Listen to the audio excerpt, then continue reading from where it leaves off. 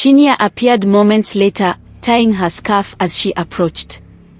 The three sisters sat around the dining table, the tension between them palpable. Amaka carefully opened the envelope, pulling out a single folded letter. As she read it aloud, her voice wavered with every line. Dear Eda, Amaka, and Chinya. There is more to your father's legacy than you know. He was a man of secrets, and one of those secrets is now your responsibility. Hidden within the family estate is something that must never fall into the wrong hands. You three must work together to protect it, or everything he built will be lost. Trust no one except each other. Signed, a friend. The sisters sat in stunned silence, the weight of the letter sinking in. What does this mean? Chinya asked, her voice barely above a whisper. It sounds like some kind of bad Nollywood script, Eda scoffed, crossing her arms. Papa didn't have secrets. This has to be a prank. Amaka frowned. But why would someone send this to us? And how did they know to include Chinya if it's a prank? Eda opened her mouth to argue but stopped short. The thought gnawed at her. She glanced at Chinya, who was clutching the letter with trembling hands. Maybe we should look into it, Chinya suggested cautiously. And do what? Eda snapped. Go digging for some imaginary treasure. Enough, Eda, Amaka said, her tone firm. Papa was full of surprises. We owe it to him to at least try to understand. Fine, Eda said grudgingly. But don't expect me to hold hands and sing Kambaya with either of you. Later that day, the sisters began their search in the estate study, a room filled with books, old files, and Papa's personal belongings. As they sifted through the clutter, Chinya found an old diary tucked inside a drawer. The pages were yellowed, and the handwriting was unmistakably their father's. Look at this, she said, holding it out. Amaka flipped through the diary, her eyes widening as she read a passage aloud. There is no greater burden than keeping the truth from my daughters. One day, they will have to face the truth themselves. I only hope they can forgive me. Eda snatched the diary, scanning the words. Her face twisted in frustration. What truth? Why didn't he just tell us? Before anyone could answer, a loud crash echoed from the hallway. What was that? Chinya whispered, fear creeping into her voice. The sisters exchanged worried glances. Eda grabbed a vase as a makeshift weapon, while Amaka and Chinya cautiously followed her toward the noise. They turned the corner to find a shattered window and a shadowy figure disappearing into the garden. Who was that? Amaka asked, her heart racing. I don't know, Eda said, gripping the vase tightly. But I think someone else knows about Papa's secret. Over the next few days, the sisters uncovered more clues buried in the estate, cryptic notes, strange maps, and old photographs of Papa with people they didn't recognize. As they pieced the puzzle together, Eda found herself reluctantly relying on Chinya's insights and observations. One evening, as they walked late into the night, Eda caught herself laughing at something Chinya said. She quickly masked it with a frown, but Amaka noticed. See? Amaka teased. You don't hate her as much as you think. Don't get carried away, Eda muttered, though her tone lacked its usual bite. Chinya smiled faintly. Thanks, Eda. I know this isn't easy for you. Eda sighed. It's not. But maybe you're not as bad as I thought. It was a small moment, but it felt like a breakthrough, a glimmer of hope that the sisters could find common ground. But just as the tension between them began to ease, the mystery deepened. Another letter arrived the next morning, warning them of imminent danger and urging them to act quickly. The next morning, as the sun peeked through the clouds, the Okafor sisters gathered in the living room, staring at the newest letter that had been delivered under the door. You are running out of time. If you do not act before the end of the month, the truth will be lost forever. Find the key to unlock what your father left behind, or all will be for nothing. This is getting ridiculous, Ada said, crumpling the paper in her hand. What truth? What key? Amaka stared at the letter, her brow furrowed. We need to do this, Ada. Papa's secrets, they're something we have to figure out. Chinya, who had been quiet for the past few days, finally spoke up. I think I know what it is. Both Ada and Amaka turned to her, surprised. What do you mean? Amaka asked. I found something while I was going through Papa's things, Chinya said, her eyes lighting up with excitement. There's a hidden compartment in the old cabinet in the study. I've been trying to open it, but it's locked. Are you sure? Ada asked, her voice skeptical but curious. Yes, Chinya said confidently. I feel like this is the key Papa was talking about. The sisters exchanged a glance. Without a word, they all stood up and hurried to the study. Chinya led the way, pulling out the old cabinet where they'd found so many clues before. She knelt down and began searching the bottom shelf. Here it is, she said, pulling out a small, rusted key. Amaka's heart skipped a beat. Where did you find that?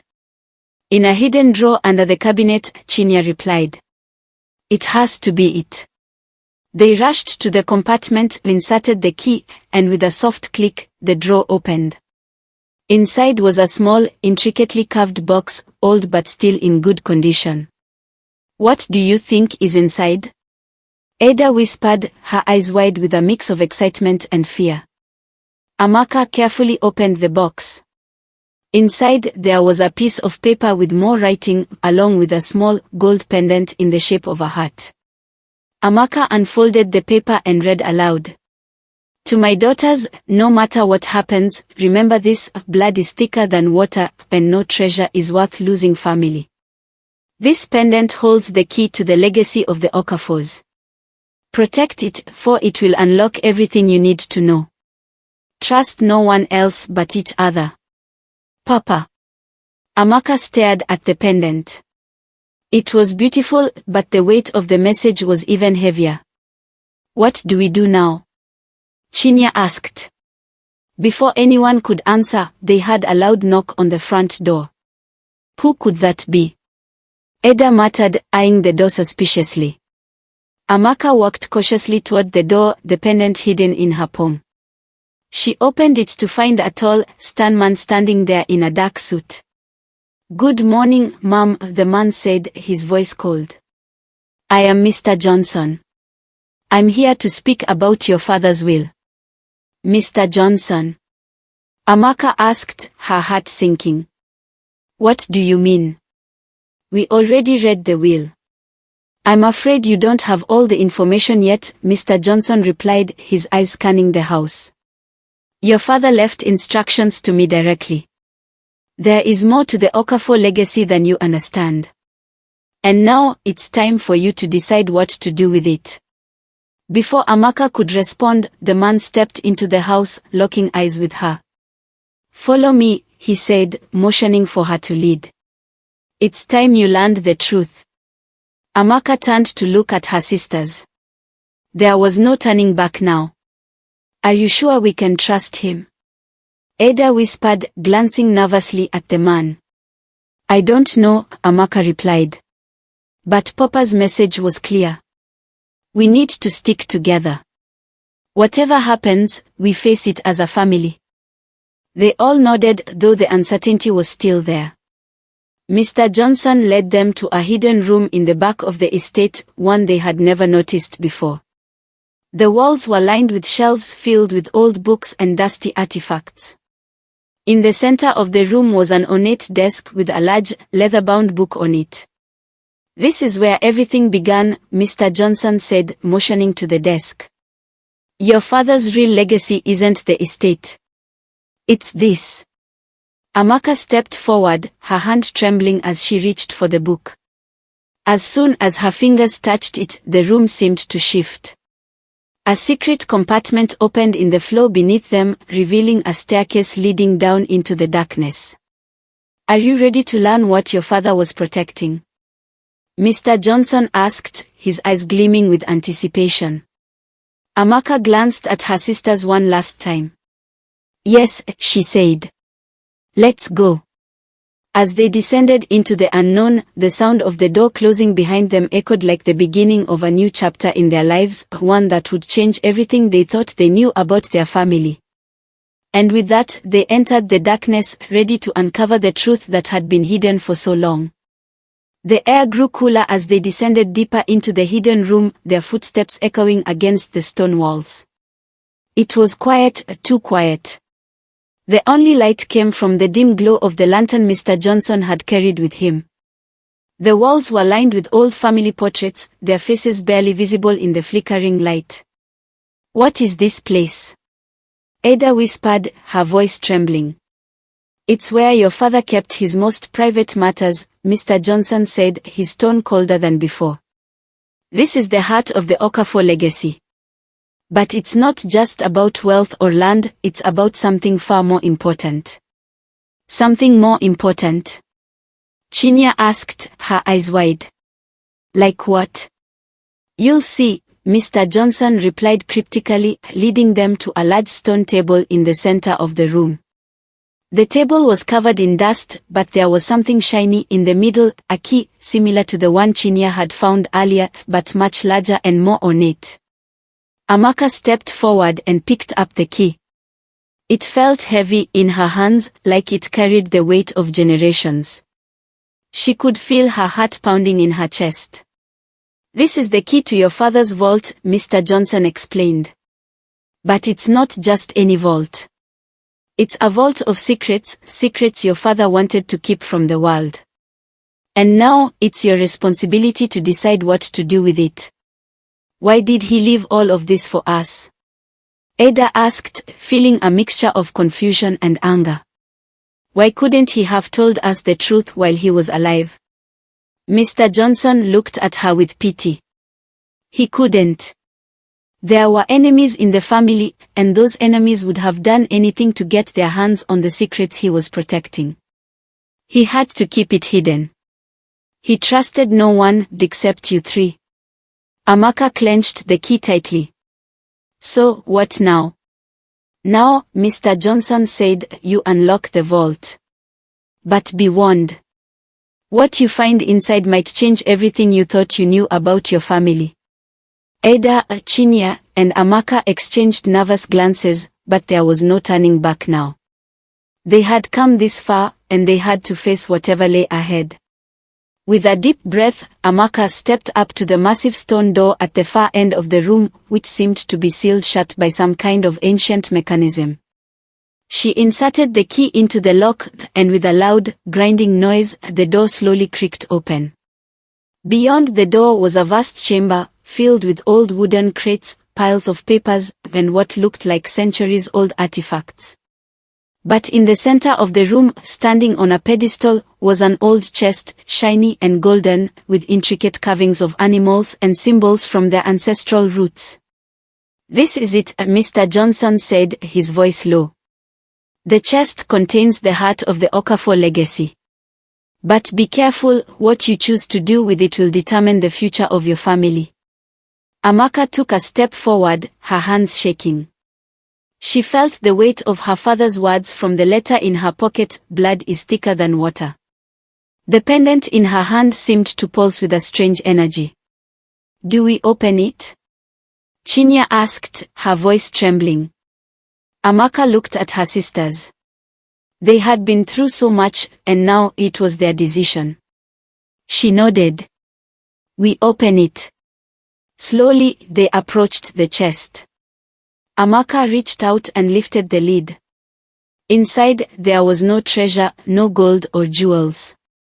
Instead, there was a stack of old papers, tied together with a piece of string. On top of the papers was a single, framed photo of their father, young, smiling, and standing next to a woman they didn't recognize. Her face was familiar, but Amaka couldn't place it. The papers, when opened, revealed something that would change everything, a list of names of people in their family, people they had never heard of. But what was more shocking was the name at the top of the list, Ada Okafor. "What is this?" Ada asked, her voice barely a whisper. "That," Mr. Johnson said, his voice grave, "is the true heir to the Okafor fortune. Your father, in his youth, made a choice to protect his legacy from those who would destroy it. Ada, you were not just his daughter, you were his chosen successor." Amaka, Chinya, and Ada stared at the papers in shock. How could this be true? How could Ada be the heir? "Ada," Chinya whispered, glancing at her sister. But why didn't Papa tell us?" Mr. Johnson sighed deeply. "Because, for years, Ada's identity had to remain a secret. There were powerful people who would have done anything to stop her from taking her rightful place. And now, it's time for Ada to decide whether she wants to embrace her destiny or walk away from it all." Ada felt as though the room was spinning around her. Her whole life, everything she thought she knew, had just been turned upside down. She looked at the papers in her hand, the photo of her father, and then at her sisters. "What do I do now?" Ada whispered. Amaka put her hand on her sister's shoulder. "Whatever you decide, we'll be with you. We are in this together." Chinya nodded. "Together, always." Ada took a deep breath. She had a choice to make, one that could change everything. The weight of the legacy, the power, the responsibility, it all fell on her shoulders now. But was she ready? And as she stared at the documents, she realized that perhaps the true legacy wasn't just about money or power, it was about family, trust, and the choices they made together. "Let's do this," Ada said, her voice filled with determination. And with that, the Okafor sisters stood united, ready to face whatever challenges lay ahead. The true legacy of the Okafor family was about to begin, and no matter what, they would face it together.